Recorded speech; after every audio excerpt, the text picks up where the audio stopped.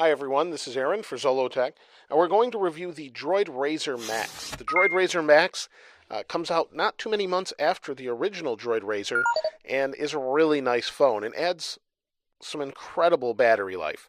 Let's talk about it here a little bit. So here's the RAZR Maxx, here's the RAZR, and they're pretty similar on the front here. You have a little bit different bezel around the outside of the Maxx, different color at the top where the Motorola logo is, and it's slightly thicker. Here's the Maxx on the left here, and slightly thicker.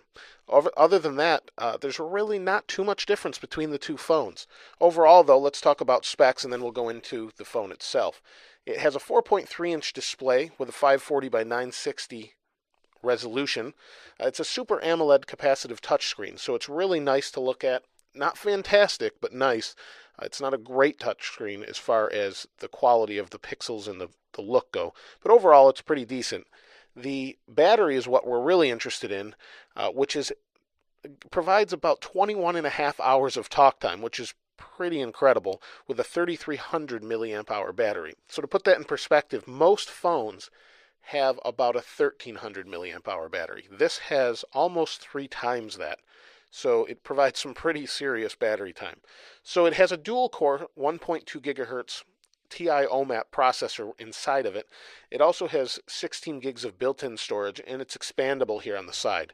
It's a 4G LTE device, so you can see there's the 4G SIM card, there's the micro SD card for expanded storage, and overall it's pretty nice. On the back we have an 8 megapixel camera that records in 1080p or 720p, and on the front we have a forward-facing 1.3 megapixel camera. So overall, pretty nice, but it does run Android 2.3 Gingerbread, which I really don't get. I don't know why people are still releasing phones with the old version of Android on it.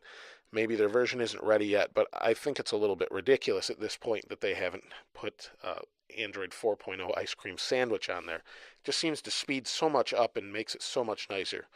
But other than that, it's a pretty nice device. And when I said serious battery life, I mean really ridiculous battery life. So in my testing, I was actually able to use this as a Wi-Fi hotspot for about 1 to 2 hours. And if anyone's done that before, they know that drains battery pretty quickly. So I did that. I went away on a trip, used it for about 2 hours as a Wi-Fi hotspot. After those 2 hours, it kind of sat in standby for a while.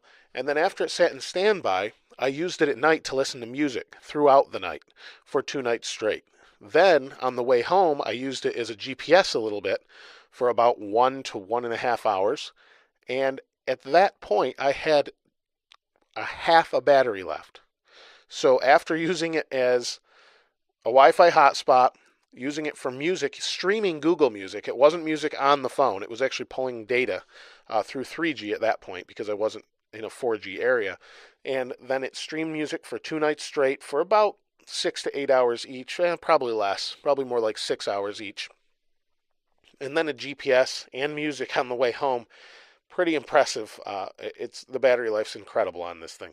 So it's about 3 times that of the normal smartphone, just to give you an idea. If you have a RAZR here and you put these next to each other, this is going to be dead in about 1/3 of the time. So overall, it's pretty nice. And the thing that you would think might be a pain is this little added extra battery, but it actually makes the phone feel a little bit better in the hand than this super thin phone. This feels almost like you're going to break it. This gives it enough heft where it actually feels pretty comfortable. And I'm not sure I mentioned, but it's a 4.3-inch display. And overall, just really nice to use. Like I said, I wish it had Ice Cream Sandwich on it, but I showed a picture on Instagram for any of you that follow me of the screen, and that was of the lock screen. So it looked like it had a crosshatch in it, but let me bring it in here so you can see. Once my camera refocuses here, there we go. So you can see the screen isn't horrible, but I've seen better screens. For whatever reason, it just doesn't seem to be is nice, and I'm not sure why that is. Overall, though, the whole phone feels super fast. I know this does seem to have a little nicer screen than the RAZR itself, but the phone itself seems super fast. It does a good job. The camera's okay. I mean, it's actually pretty good. It takes pictures much faster than, say, the Bionic.